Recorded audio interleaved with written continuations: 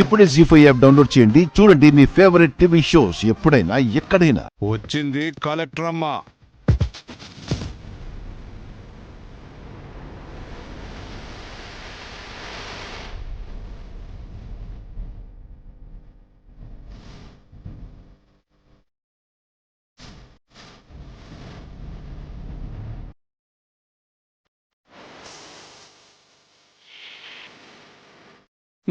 ఏంటి మేడం, ఎవరో ఇంటికి పోయి పొరపాటున ఇక్కడికొచ్చుండారు?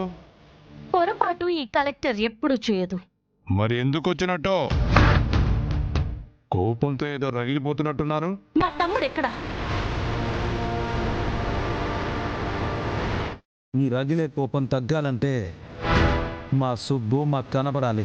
మీరేం మాట్లాడుతున్నారో నాకేం అర్థం కావడం లేదు. సుబ్బు ఎవరో, తమ్ముడు ఎవరో? ఎవరా? మీ ఇంటికి బ్యాంకు నుంచి నోటీస్ ఇవ్వడానికి వచ్చిన వాడు. ఓహో,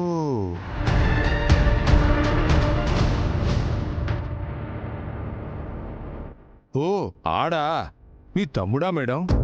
మాకు తెలవదే. ఇప్పుడు తెలిసింది కదా, వెళ్ళి తీసుకురండి. సరే, తెలిసినా ఒక్కసారి పులి భూమిలోకి వచ్చినాక పంపాలంటే దానికి కొన్ని లెక్కలుంటాయి. భద్ర గారు, అలాగే లేట్ చేస్తే మీ లెక్కలన్నీ తారుమారైపోతాయి. తర్వాత ఏ లెక్క ఉండదు. ఆ?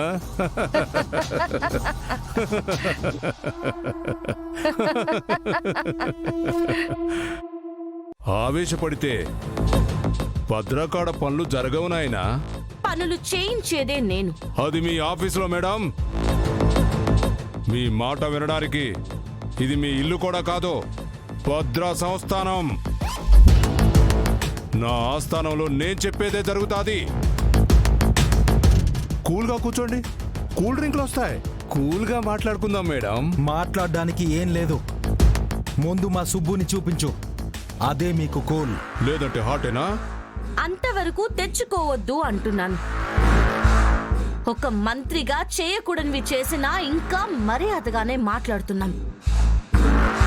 ఆ మర్యాదని కాపాడుకోండి. ఇచ్చిన అవకాశాన్ని సద్వినియోగం చేసుకోండి. అదే మీకు చాలా మంచిది. భయపెడుతున్నావా? భద్రా, భద్రా ఇక్కడ. నువ్వు భద్రావైతే అరవింద్ ఇక్కడ. ఏ పదవిలో ఉన్నావని కూడా చూడను.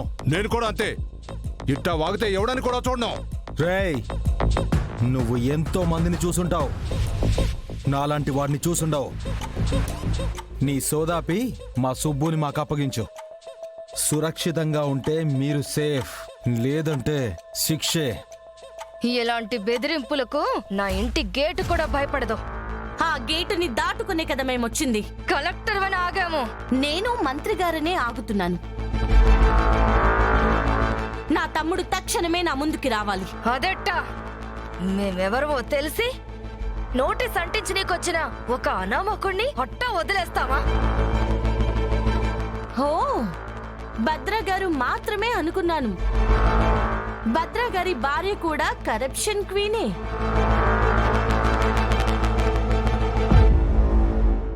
జీ5 యాప్ డౌన్లోడ్ చేసి అన్ని ఎపిసోడ్స్ పూర్తి ఉచితంగా చూడండి.